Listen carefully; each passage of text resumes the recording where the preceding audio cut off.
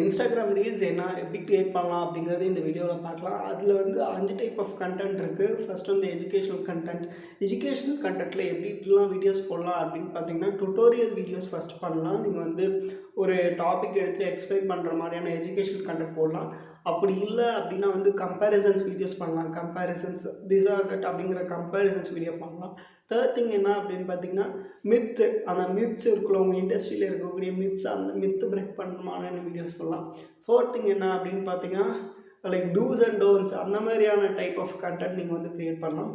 Fifth thing என்ன அப்படின்னு பார்த்தீங்கன்னா, லைக் உங்களுக்கு சீரியஸ் மாதிரி பண்ணலாம். சீரியஸ்னால் என்னென்னா, ஒரு டாபிக் எடுத்துகிட்டு அதில் வந்து ஒரு 10 வீடியோஸ் 20 வீடியோஸ் அந்த மாதிரி நீங்கள் பண்ணிங்க அப்படின்னா நீங்கள் இன்னும் வைரல் ஆவீங்க. அது ஒரு விஷயம்.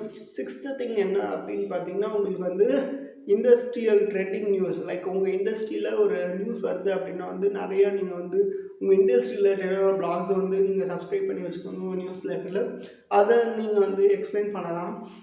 அப்படி ஆல்ரெடி அதை பற்றின வீடியோஸ் வந்து நிறையா வந்துருச்சு, உங்கள் இண்டஸ்ட்ரியில் இருக்கக்கூடிய ஒரு டாபிக் பற்றி வந்துருச்சு அப்படிங்கன்னா, அந்த டாப்பிக்கில் உங்களுடைய தாட்ஸ் எக்ஸ்பிளைன் பண்ணீங்க அப்படின்னா வந்து நீங்கள் ஈஸியாக வைரல் ஆவீங்க. ஸோ இந்த மாதிரியான டாபிக்ஸ் போடுங்க. அடுத்தது ஒரு வீடியோஸ் எப்படி இருக்கணும் அப்படின்னு பார்த்தீங்கன்னா, ஃபஸ்ட்டு வந்து ஹுக்கு வந்து ரொம்ப இதாக இருக்கணும். ஹுக்கில் வந்து ஃபஸ்ட்டு வந்து கொஷின் ஹுக்கு, அப்புறம் ஸ்டோரி டெல்லிங் ஹுக்கு, கம்பேரிசன் ஹுக்கு, இந்த மாதிரியான ஹுக்ஸ்லாம் நிறையா ஹுக்ஸ் இருக்குது. உங்களுக்கும் உங்கள் வீடியோஸ்க்கும் ஹுக் வேணும் அப்படின்னு சொல்லி ஆசைப்பட்டிங்கன்னா என்னை காண்டாக்ட் பண்ணி நான் உங்களுக்கு பண்ணுறேன். அடுத்த விஷயம் வந்து பாடி கண்டென்ட்டில் நீங்கள் ஒரு ரீல்ஸ் பண்ணுறீங்கன்னா அப் டு ஒரு 45-50 செகண்ட்ஸ் இருக்குது அப்படின்னா, ஒரு வீடியோஸ்லையும் ஒரே ஒரு டாபிக் எடுக்கிறீங்கன்னா அந்த டாப்பிக்கை மட்டுமே பேசுங்க. அதை தாண்டி நீங்கள் வெளியே பேச வேணாம். ஸோ தட் ஒரே வீடியோவில் நிறையா பாயிண்ட்ஸ் வந்து கொடுக்க வேணாம். ஒரு வீடியோவில் வந்து ஒரு 3 பாயிண்ட்ஸ் ஆர் 2 பாயிண்ட்ஸை வந்து கிளியராக எக்ஸ்பிளைன் பண்ணுற மாதிரி ஒரு 40-50 செகண்ட்ஸில் எக்ஸ்பிளைன் பண்ணுற மாதிரி வைங்க. அதுவே போதுமான விஷயம். அடுத்த விஷயம் என்ன அப்படின்னு பார்த்தீங்கன்னா, ப்ராப்பரான CTA. உங்களுக்கு கமெண்ட் பண்ணுமா, இல்லை உங்களை ஃபாலோ பண்ணுமா, உங்களை வீடியோஸ் வந்து ஷேர் பண்ணுமா அப்படிங்கிறத நீங்கள் தெளிவாக சொல்லுங்கள். இதன் மூலமாகவே உங்களுக்கு வந்து இன்ஸ்டாகிராமில் ஃபாலோவர்ஸ் ரீச் வரும். ஸோ உங்களுக்கு வந்து வியூஸ் போகலை அப்படின்னு சொல்லிட்டு கவலைப்பட வேணாம். லைக் வந்து ப்ராப்பரான கரெக்டான ஆடியன்ஸ்க்கு ரீச் ஆனாவே போதும்.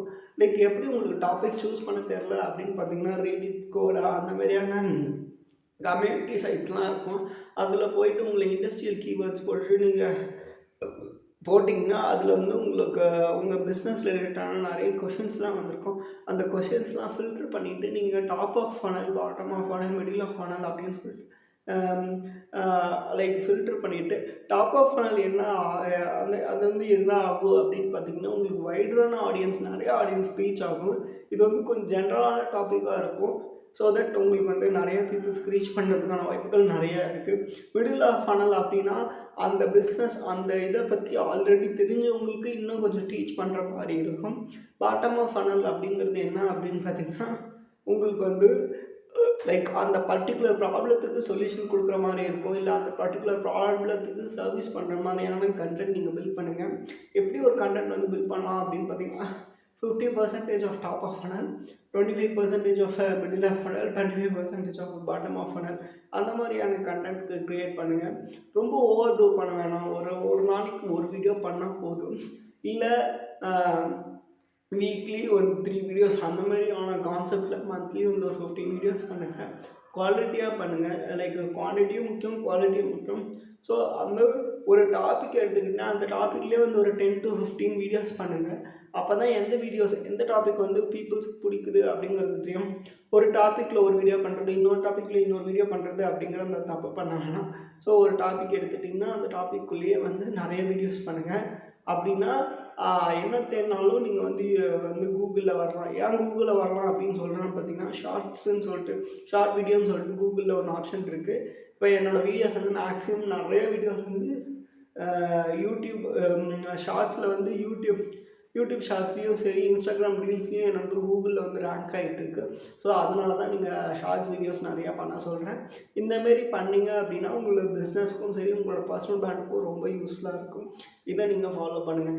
உங்களுக்கு கேமரா முன்னாடி வர பயமாக இருக்குது அப்படின்னு சொல்லி ஆசைப்பட்டிங்கன்னா, உங்கள் பிஸ்னஸ்க்கு வந்து வீடியோ எடுத்து தரணும் அப்படின்னு சொல்லி ஆசைப்பட்டிங்கன்னா, எங்ககிட்டயே வந்து இன்ஃப்ளூயன்சர்ஸ் எல்லாமே இருக்காங்க. அவங்களே ஸ்கிரிப்ட் எழுதி, அவங்களே ஷூட் பண்ணி, அவங்களே எடிட் பண்ணி, அவங்களே உங்களுக்கு போஸ்ட் பண்ணி கொடுத்துருவாங்க. அந்த மாதிரி சர்வீஸ் வேணும் அப்படின்னு சொல்லி ஆசைப்பட்டீங்கன்னா, கண்டிப்பாக என்னை காண்டாக்ட் பண்ணுங்கள். நான் உங்களுக்கு பண்ணித்தரேன்.